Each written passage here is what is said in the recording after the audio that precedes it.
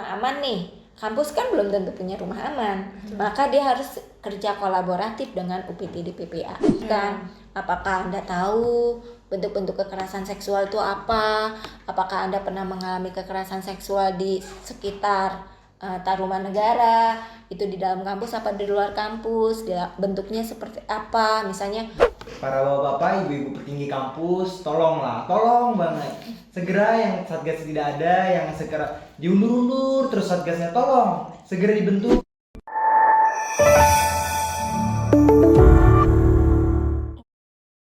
Halo Sivitas Akademika Universitas Tarumanagara. Hari ini kami dari Komisi 1 DPM Untar akan mewawancarai Ibu Siti Aminah Tardi selaku Komisioner Komnas Perempuan. Halo Bu. halo teman-teman, selamat datang di Komnas Perempuan. Terima kasih Bu. Hari ini kita membahas tentang urgensi kehadiran Satgas Kekerasan Seksual di lingkungan universitas. Nah mungkin sebelumnya Ibu mau perkenalan sendiri dulu Ibu ke teman-teman Universitas Tarumanagara. Iya, halo Sivitas Akademika Universitas Tarumanegara. Perkenalkan, saya Siti Aminah Tardi. Saya Komisioner Komnas Perempuan periode 2020-2024.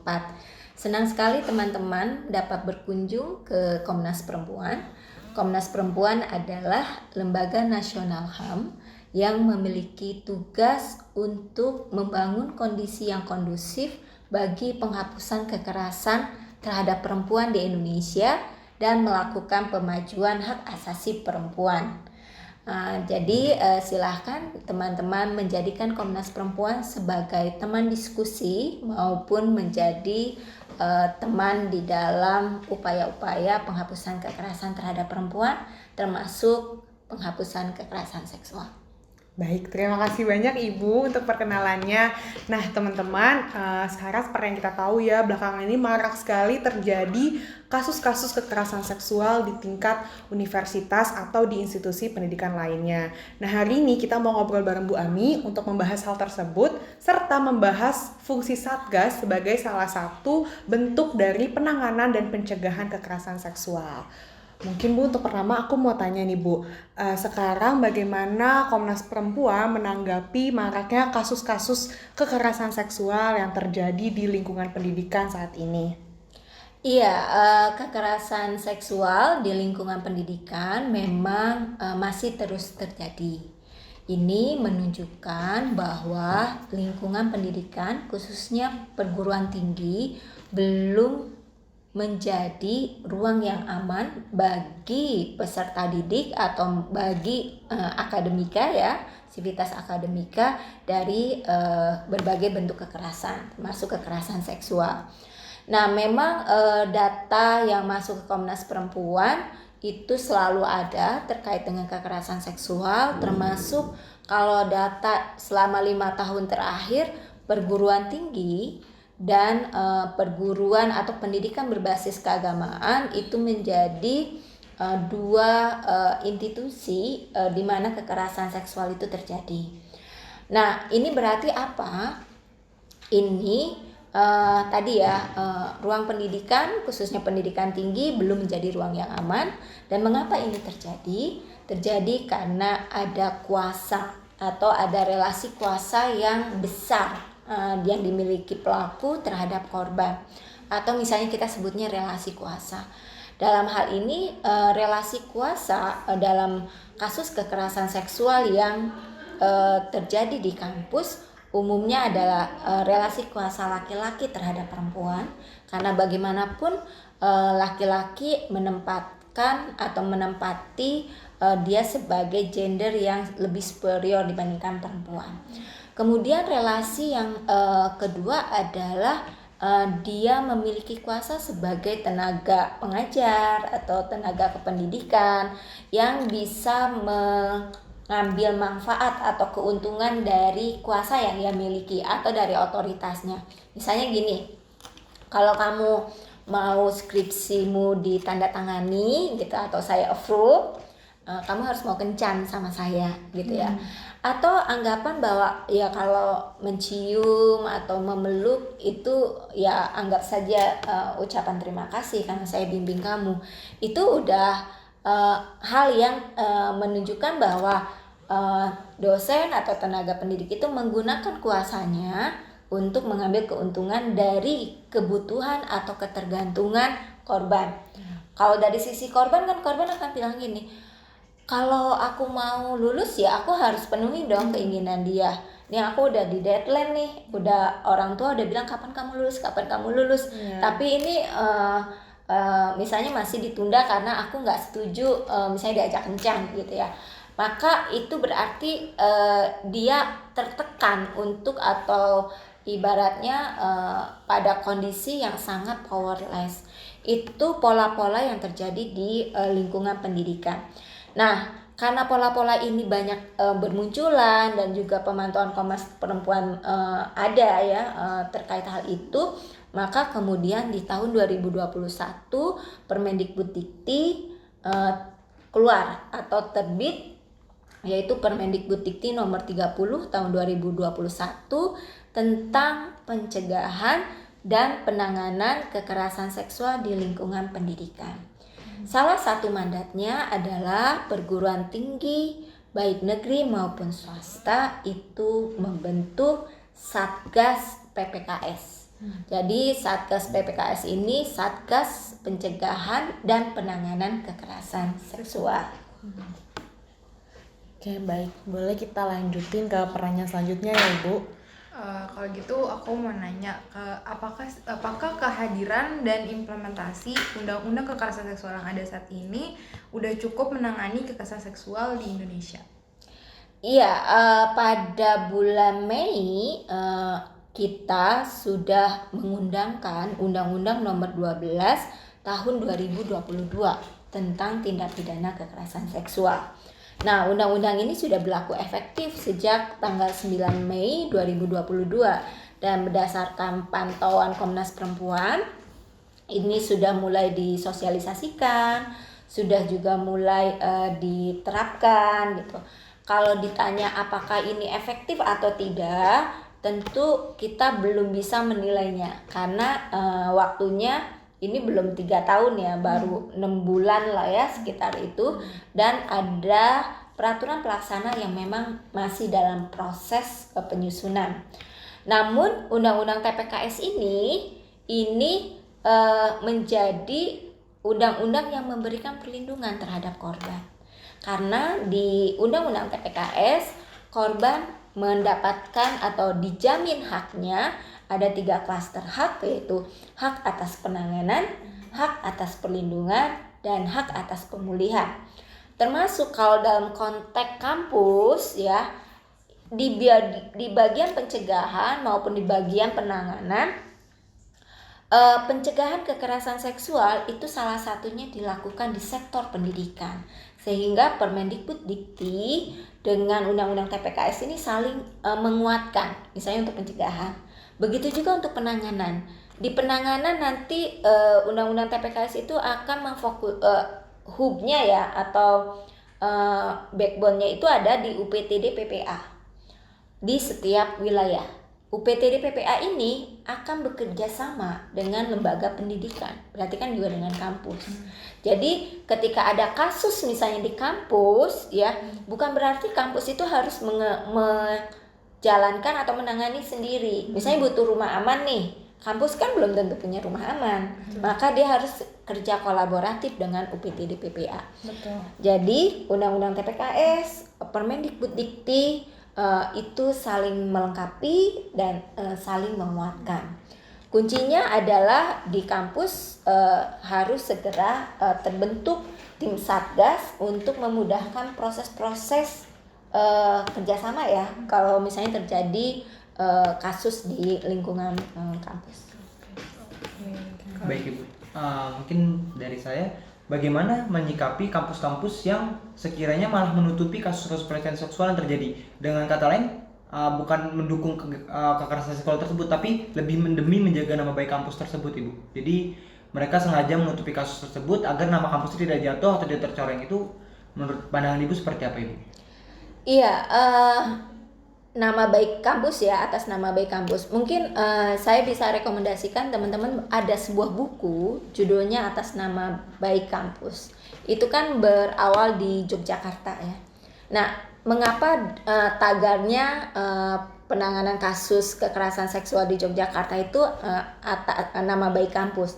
Itu adalah sebagai upaya merebut tafsir bahwa kekerasan seksual di kampus itu nggak perlu ditutupi, nggak perlu ibaratnya disembunyikan di bawah meja gitu untuk nama baik kampus.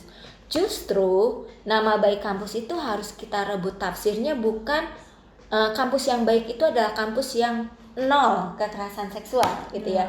Justru kampus yang baik itu adalah kampus yang responsif, kampus yang memberikan tanggapan yang tepat dan cepat itu sesuai kebutuhan korban, sehingga datanya ada. Kalau kampus itu ada data kekerasan seksual, berarti korban percaya tuh ke kampusnya bahwa kampus akan menyelesaikan kasus saya. Ya enggak sih? Kalau misalnya enggak percaya ke institusinya, ngapain gue lapor ke kampus? Kan gitu ya. Itu pertama. Jadi atas nama baik kampus itu harus kita rebut tafsirnya. Atas nama baik kampus adalah kampus yang baik adalah kampus yang melakukan pencegahan. Kampus yang baik adalah kampus yang merespon atau menangani setiap kasus kekerasan seksual. Sehingga kita tidak lagi, kultur kita atau tidak hanya kampus ya, ketika kita bilang konteks aman dari kekerasan seksual, kemudian kita berlomba-lomba menurunkan angka gitu. Sebenarnya nggak gitu. Maka kalau menutupi, jadi biar nggak dianggap kita nggak sukses, nggak berhasil, angka pengaduannya misalnya 10, udah dibikin 5 aja, nggak gitu. Jadi membaca penanganan kasus itu letaknya pada, kalau kasus ini misalnya 10, dia menangani 7, dan dari 7 itu 6 mengatakan saya puas dengan layanan kampus, itu kampus yang baik. Karena berarti dia mengelola konflik, dia mengelola keluhan itu dengan responsif, dengan baik. Nah, sehingga dalam hal ini menjadi penting kita menyamakan persepsi bahwa nama baik kampus itu bukan terletak pada nolnya atau tidak adanya kekerasan seksual sehingga ketika ada kasus itu disembunyikan, tapi lebih kepada bagaimana kampus itu memberikan penanganan terhadap korban atau terhadap kasus itu. Ya, jadi melanjutkan pertanyaan tadi Ibu, bagaimana dari Komnas Perempuan untuk dalam hal ini diwakilkan oleh Ibu Ami, bagaimana perguruan tinggi seharusnya merespon kejadian-kejadian atau kasus-kasus kekerasan seksual yang terjadi saat ini? Iya, sebenarnya bagaimana merespon, sebaiknya kita lihat nih ya dalam konteks peraturan ya. Pertama kan kita sudah memiliki peraturan Permendikbuddikti 30/2021. Terus kemudian dalam konteks nasional atau umum ada Undang-Undang Tindak Pidana Kekerasan Seksual. Nah, dalam konteks kampus sebenarnya ikuti saja prosedur pencegahan dan penanganan kekerasan seksual berdasarkan Permendikbuddikti 30/2021. Salah satunya adalah pembentukan tim Satgas PPKS.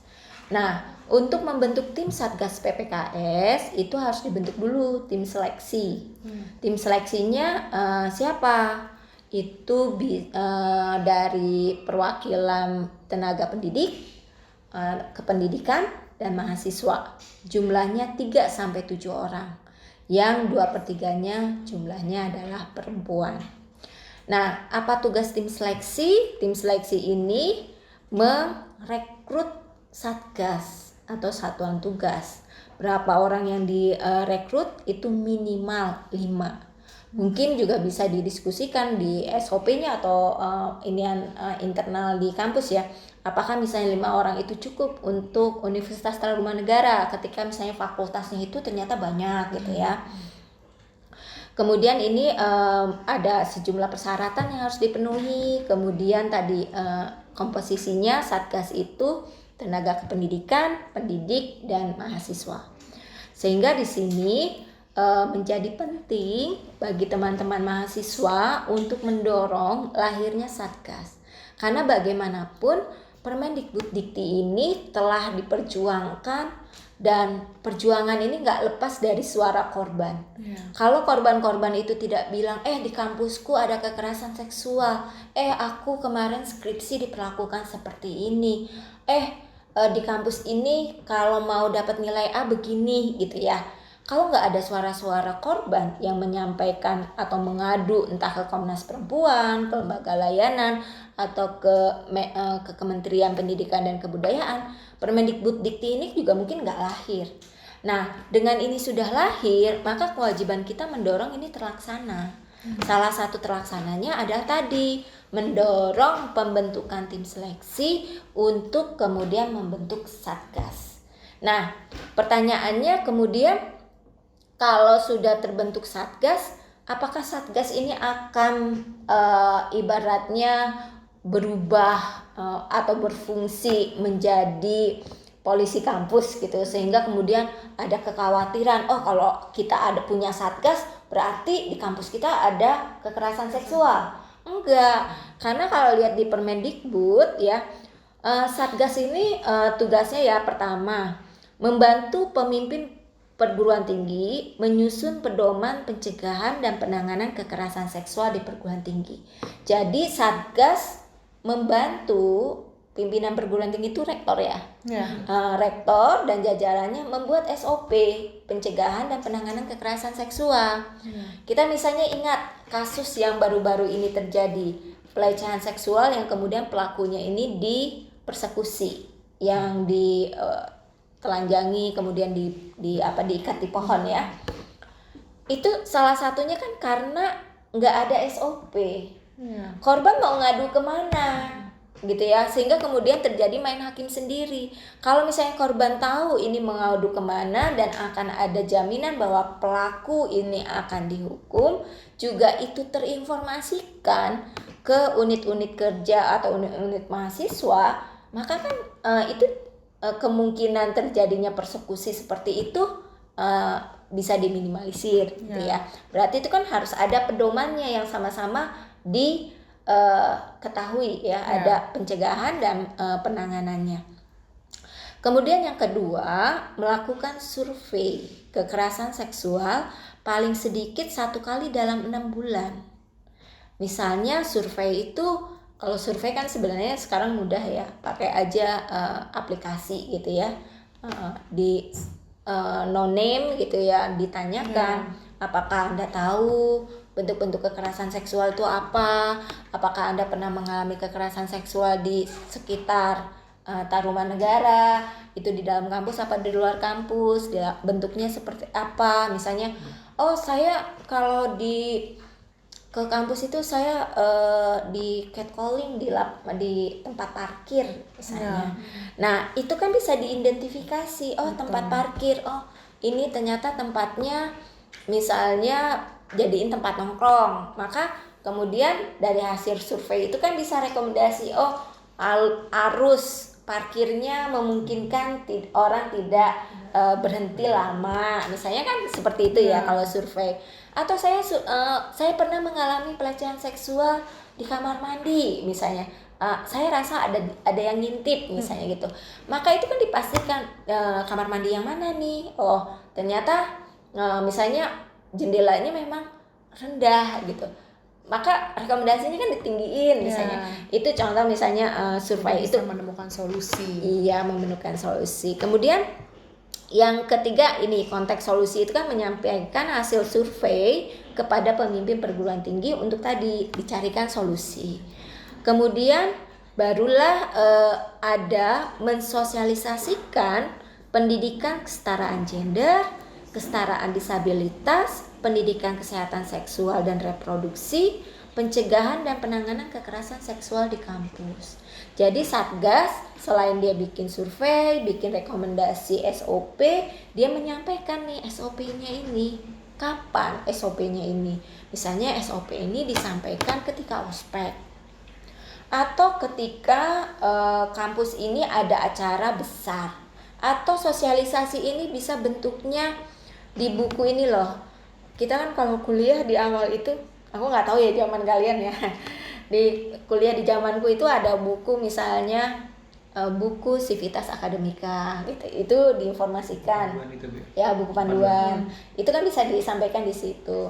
Kemudian barulah menindaklanjuti kekerasan seksual berdasarkan laporan.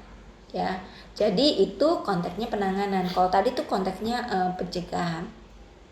Kemudian melakukan koordinasi dengan unit yang menangani layanan disabilitas, kemudian perlindungan saksi dan korban dan seterusnya, ya, untuk memberikan perlindungan atau penanganan. Jadi tim Satgas ketika misalnya mendapati kasus, kemudian bukan berarti dia menjadi menangani semuanya gitu ya, tapi dilihat kita ini enggak sih bisa enggak sih atau fasilitasnya tersedia enggak. Misalnya korban membutuhkan pemulihan, ternyata di kampus itu enggak ada fakultas psikologi, ya kan?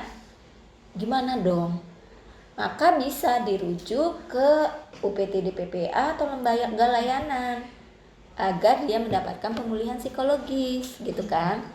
Tapi bagaimana bisa merujuk kalau misalnya lembaganya atau satgasnya belum ada gitu kan. Itu yang menjadi penting. Kemudian memantau pelaksanaan rekomendasi dan menyampaikan laporan pencegahan dan penanganan kekerasan seksual kepada pemimpin perguruan tinggi. Jadi Mas Dimas, Salsa, dan Kak Mai, ini pentingnya setiap perguruan tinggi memiliki satgas. Satgas ini fungsinya untuk membantu perguruan tinggi untuk memastikan perguruan tinggi itu menjadi ruang yang aman bagi semua. Dan di sini yang harus ada di satgas itu adalah perwakilan mahasiswa. Nah, menjadi PR buat mahasiswa, siapa nih perwakilan mahasiswa yang akan didorong masuk ke dalam satgas? Jangan sampai perwakilan mahasiswa yang masuk ke satgas itu adalah mahasiswa yang misalnya belum memahami isu kekerasan seksual, atau dia tidak cukup dipercaya tanda kutip oleh teman-teman mahasiswanya. Karena bagaimanapun mahasiswa ini kan korban terbanyak tetap mahasiswa ya, baik laki-laki maupun perempuan. Maka dia harus, yang perwakilan satgas, dia harus memiliki keberpihakan dan memastikan kepentingan mahasiswa yang menjadi korban itu tersuarakan di satgas gitu. Wow, jadi tadi kalau bisa disimpulkan juga dari Ibu Ami kalau sebenarnya kehadiran Satgas kekerasan seksual di universitas itu sangat amat penting ya, mulai dari pencegahan hingga penanganan. Dan juga kita nggak perlu takut, bukan berarti kalau misalkan kampus kita, universitas kita itu punya Satgas berarti kita adalah kampus yang tidak aman dari kekerasan seksual. Justru itu upaya untuk membangun bahwa kampus kita adalah kampus yang terbuka dan aman. Kampus kita responsif terhadap kekerasan seksual. Nah, bagus banget sih tadi, jadinya bener-bener ya mungkin teman-teman semua yang mendengarkan atau yang menonton podcast kita hari ini bener-bener sangat belajar hal baru kalau ternyata nggak perlu takut loh teman-teman. Kita bukannya ditakut-takutin karena ada polisi di kampus, tapi justru kita harus bangga kalau kampus kita itu mempunyai fasilitas untuk melindungi kita sebagai mahasiswa untuk beraktivitas dari kekerasan seksual. Jadi gini ya, para bapak-bapak, ibu-ibu petinggi kampus, tolong banget segera yang satgas tidak ada, yang segera diundur-undur terus satgasnya, tolong segera dibentuk, segera disahkan, apa yang jadi hak dan fasilitas kita sebagai mahasiswa tolong segera dipenuhi. Tolong banget ini bapak-bapak, ibu-ibu petinggi kampus. Oke, mungkin karena tadi Ibu juga sudah menjelaskan nih pentingnya efektivitas dari Satgas kekerasan seksual, aku mau tanya nih Bu, gimana sih caranya kita supaya memastikan kalau Satgas kekerasan seksual itu bisa berlaku dengan sukses, bisa sukses di kampus itu efektif dan benar-benar efektif, karena kampus kita belum ya Bu, belum menerapkan. Nah, kalau kita akan menerapkan, gimana sih Bu caranya supaya benar-benar bisa efektif? Semoga setelah adanya podcast ini jadi terbuka nih untuk segera, pentingnya Satgas itu seperti ini ya. Jadi kami dari DPM Untar juga sangat mendorong dan mendukung buat para pimpinan khususnya Universitas Tarumanegara untuk segera mengadakan dan membentuk tim Satgas ini seperti apa yang Ibu Ami sudah sampaikan sebelumnya. Oke, boleh Bu, gimana ya Bu caranya supaya?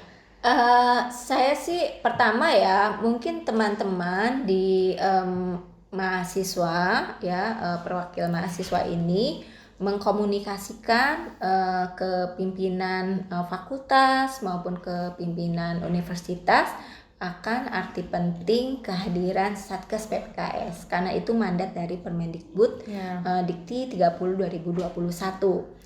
Ada konsekuensi ketika kampus tidak memiliki Satgas. Kemudian yang tentu yang harus dibangun, Satgas ini ada untuk kepentingan kampus dan untuk kepentingan, kalau misalnya kita bicara brand ya, itu kepentingan nama besar, kemudian ini juga akan meningkatkan popularitas bahwa kita kampus yang aman loh dari kekerasan seksual. Indikatornya kami ada Satgas, gitu kan. Jadi pertama teman-teman komunikasikan pentingnya keberadaan Satgas di universitas kepada pimpinan, dan yang kedua tentunya adalah teman-teman berpartisipasi di dalam tim seleksi dan di dalam keanggotaan Satgas itu sendiri. Nah, barulah kalau itu sudah terbentuk, kita baru mengatakan itu efektif atau tidak. Nah, kalau ini belum terbentuk ya kita kan belum bisa menilai ya efektif atau tidak. Tapi pesannya tadi, pembentukan Satgas tidak perlu dikhawatirkan bahwa kalau ada Satgas itu ada kekerasan seksual. Enggak, justru ada Satgas berarti kampus ini siap, kampus ini responsif, dan kampus ini memastikan memberikan ruang yang aman bagi anak didik. Oke, wow, makasih banyak ya Ibu, kita belajar banget. Dan ini nggak cuman untuk teman-teman pendengar, mungkin ada dari mahasiswa Universitas Tarumanegara, mungkin ada juga teman-teman dari mahasiswa universitas lain. Boleh banget teman-teman dari podcast hari ini, dari wawancara hari ini bersama Ibu Ami, teman-teman kita bisa belajar sama-sama kalau ternyata kehadiran Satgas ini sangat amat penting loh di kampus-kampus atau di lingkungan pendidikan kita. Ya, oke. Kalau gitu boleh dong Ibu sebagai selaku komisioner Komnas Perempuan pesannya untuk teman-teman mahasiswa Universitas Tarumanegara dan universitas yang ada di Indonesia nih tentang kekerasan seksual ini gitu. Iya, jadi pesan saya pertama tadi terlibat atau berpartisipasi menjadi tim seleksi atau Satgas PPKS. Kemudian bangunlah program-program di unit-unit kemahasiswaan untuk pencegahan dan penanganan kekerasan seksual. Dan yang ketiga, dukung korban dengan misalnya membantu korban untuk mengklaim keadilannya atau melakukan keluhan ke jalur-jalur formal gitu ya. Kemudian tidak melakukan stigmatisasi terhadap korban, dan yang terakhir gitu ya, tidak perlu mempersekusi pelaku, karena kalau mempersekusi pelaku, main hakim sendiri kepada pelaku, justru itu akan memperpanjang masalah, juga isu kekerasan seksualnya menjadi tidak tertangani. Itu aja. Jadi terima kasih sekali lagi teman-teman dari Universitas Tarumanegara sudah datang ke Komnas Perempuan. Mari kita sama-sama bekerja kolaboratif untuk penghapusan kekerasan seksual di Indonesia. Baik, sekian mungkin dari podcast yang bisa kami berikan hari ini. Semoga apa yang kami lakukan hari ini dapat memberikan dampak yang signifikan buat teman-teman yang nonton podcast ini. Terkhusus sekali lagi untuk para petinggi di Universitas Tarumanegara untuk segera terbuka pikiran dan hatinya untuk membentuk tim Satgas kekerasan seksual, di mana tim Satgas ini sangatlah berguna dan memberikan dampak baik untuk kita sebagai mahasiswa yang menjadi keluarga dari bagian Universitas Tarumanegara. Terima kasih Bu Ami untuk waktunya. Semoga kita semua bisa belajar hal baru terutama tentang kekerasan seksual melalui podcast hari ini. Terima kasih sudah mendengarkan dan sudah menonton podcast DPM Universitas Tarumanegara. Salam mahasiswa FIFA Legislativa.